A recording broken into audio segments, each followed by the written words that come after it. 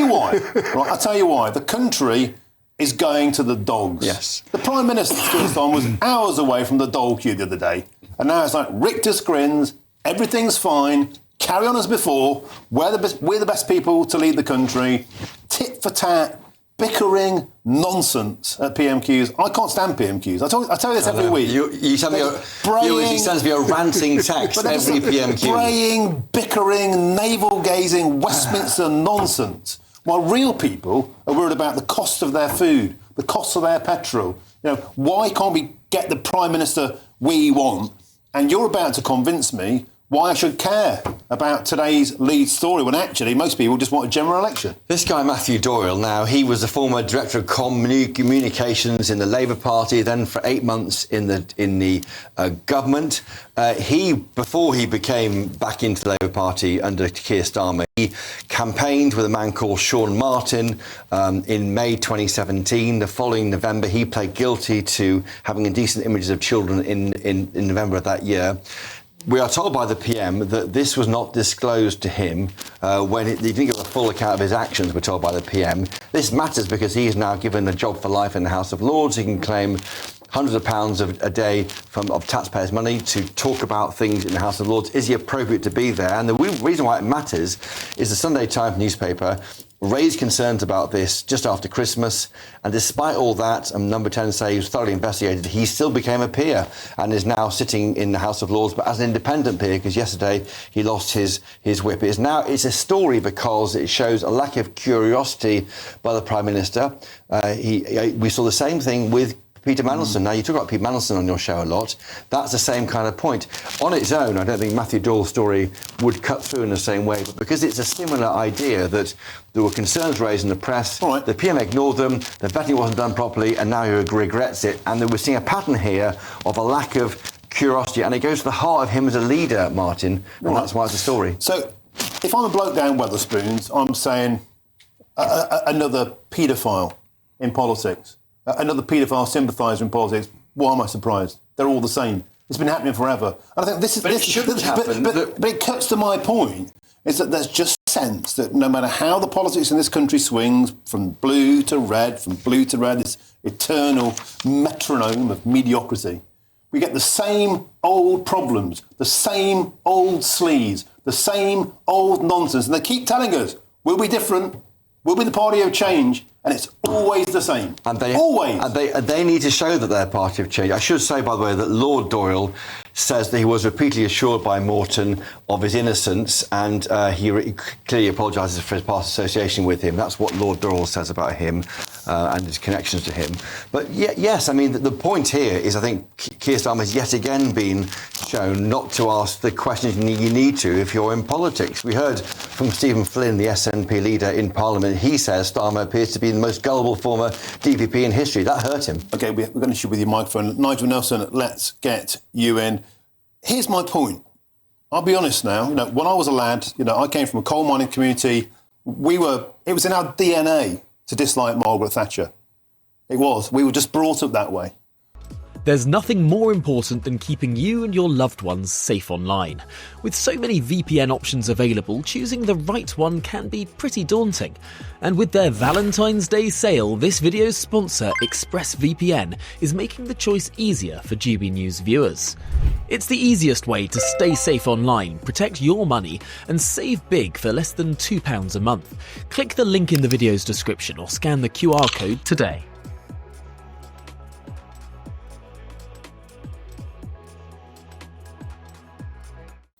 And when we got older and we grew out of our own narrow-mindedness and we saw genuinely brilliant politicians for what they were, we grew to respect Maggie Thatcher, Michael Heseltine, Michael Howard, Leon Britton, genuine intellectual heavyweights who you could disagree with, but by God, you respected them.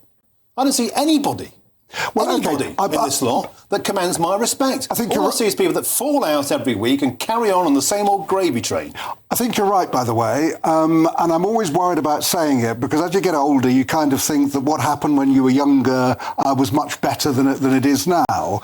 But I think you're absolutely right. as far as I'm concerned, the best prime ministers of my lifetime have been Margaret Thatcher and Tony Blair. Completely different politically, but I think they both got things done. I didn't agree with Margaret Thatcher, but I accept that she was able to do things. And you're right, there are some towering figures in her cabinet, in the same way that Tony Blair's first cabinet in 97 were a really top bunch of hard hitters and heavyweights. I don't think we've got that now. I think we've got a lot of people who are not very experienced. Politicians who've never done a real... But however... Go through the sausage machine of, going to the right university, going to the right school, getting the right work experience, becoming a junior MP, becoming a SPAD, blah, blah, blah, blah, blah. Well, it's a professional job. Here we are again, arguing about minutiae. Yeah, it's a professional job, so I don't mind people actually learning how to do politics in politics. The point is, at the end of it, Martin, is that we've elected these people, whether we like it or not. They were the people who were put before us at the general election. They're the people who are making decisions that will affect all our lives. That's why they're important, and that's why we're here to give them some scrutiny. They won't do what they're told. Well, they won't get Brexit done. Sir Keir Starmer campaigned for 4 years against it. He talks about, I've never lost a fight in my life. You did, mate. Brexit. And the second referendum, you lost that fight too. And you lost the fight in 2017 when you backed Jeremy Corbyn. They think we're going to forget about this. We haven't forgot about it. No. And now they're the ones telling us that only they can get us out of this mess. Having done U-turn after U-turn after U-turn and continually saying, well, at least we're not as bad as the last one. What are you shouting about? Are you shouting about democracy? Because are you cross about the election result in July 24? He simply is... No. Because what are you shouting about? Because I'm cross at the state of the nation. A feeling that we're losing control of our borders, we're losing control of our self-respect, of the standards of taxation, of the cost of living, of people being told they can't afford to have enough children unless you're on benefits. We want benefits cut. We're not allowed to do that in case it offends certain communities.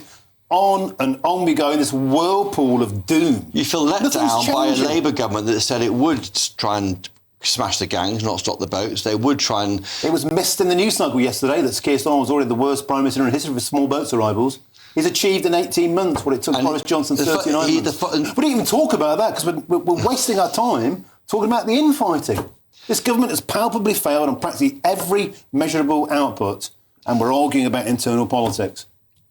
Yes. Am I being unreasonable? Well, only because you've got what you actually voted for, is my point. Now, you don't like it, that's fair enough, and when another election comes around, you can change the personnel. Well, there's one party offering this change, isn't there, which is Reform UK, but they've never run anything. I mean, we've got a leader there who's never been in charge of anything at all, apart from his own party. I want to say something on that point, because I absolutely understood in 2017 why people voted for Jeremy Corbyn. I covered it at the time.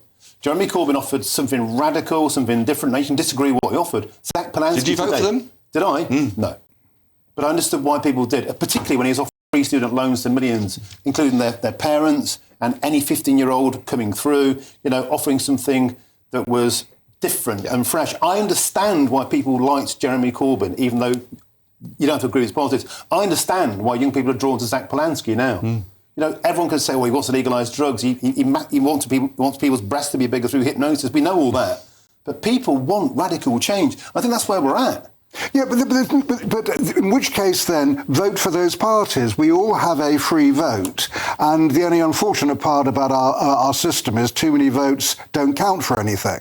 I mean, I'm a Labour supporter, but I'm in an area where my Labour vote means absolutely nothing. I'm not suggesting proportional representation, because I'm not sure that works either to deliver strong government. But that's the system we've got to work with. And as a result of that, the people you see in front of you in the House of Commons are the ones we have to work with. What Martin's is this is the choice of the next election, where Martin's saying you've got a party here which is hemmed in by ECHR rules or whatever it might be, because it can't take the dramatic moment you're describing. But can Reform do that? Well, and that's the risk that the Britain have got to decide to take in 2029. So I absolutely understand that successive governments have been strangulated by red tape, by bureaucracy, by the ECHR, by the Human Rights Act, by lawyers, by international treaties we've signed up to, by the Home Office, by the Civil Service, by Whitehall. I get it. That's part of the problem too. I think this country just feels like it's in the knotweed of liberalism, the knotweed of globalism, the stuff that no one ever really voted for. And how the hell do we get out of it? I've just come from interviewing Suella Braverman for my podcast this week, and she said by the end, we've had enough of experts. Nothing's worked. Yeah. We're sick of it. I mean, going back to that line from Michael Gove in the 2016 referendum, which is widely mocked by other people. I mean, Brexit, some would say hasn't worked, Martin, because but arguably it needs to be done with more vigour. Is that what you think? Brexit was the people saying, listen to us for once. And when they roared, they weren't listened to. And they got what they wanted. They didn't. Yes, they did, because what they voted for was sovereignty. They wanted laws. They wanted their laws to be made in Britain. They got that. Is life any better? No, it's not. Brexit's not a disaster, but it's not been a success. But people did get what they wanted. If that's what they want, if sovereignty is what they wanted. Tell a British fisherman we got a proper Brexit. Well, exactly. An awful lot of it has gone wrong. I think Brexit was a mistake. We are all going to be worse off because of it. Not a lot, just a little bit worse off because of it. But people did get, if people wanted us to make our own laws, they got what they voted for. I don't think we ever got it. I don't think they would allow it, and they'll never give us another referendum or anything ever again, because we don't vote the way that they want us to, and they just try and turn it all around to however they want. Look, as you can probably tell, I'm in a bit of a mood today. And I hope, though, I'm trying to articulate what you're feeling at home, because I think a lot of people think like this about politics right now. I think it's broken. I think it's unfit for us. They see parties with different coloured rosettes with the same ideas, the same barriers, the same problems, and I just don't think we ever move on. If I'm completely wrong, tell me. Let me know I'm completely wrong. If you think that politics is great as it is, tell me also. We're not saying that either, are we? No. Chris, got that far. Chris, Nigel, sometimes, honestly, this show feels like therapy. Thanks for listening, because I think people want to have this conversation. Yeah. Thank you very much.